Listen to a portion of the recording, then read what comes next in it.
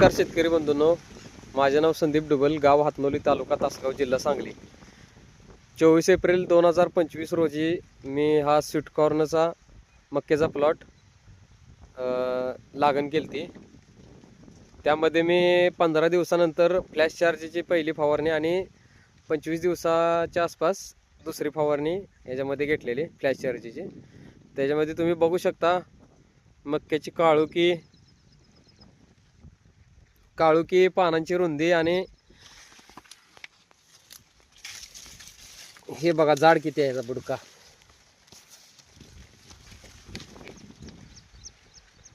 Flash चार्जच्या वापरायच्या आधीचा प्लॉट असा काय व्यवस्थित नव्हता, पिवळी पाने दिसत होती।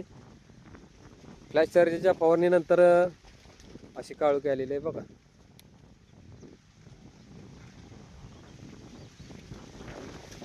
एक एकरचा प्लॉट आहे। आज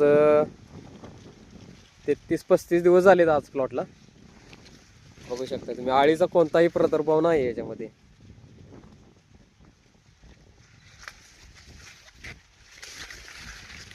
ओके, धन्यवाद।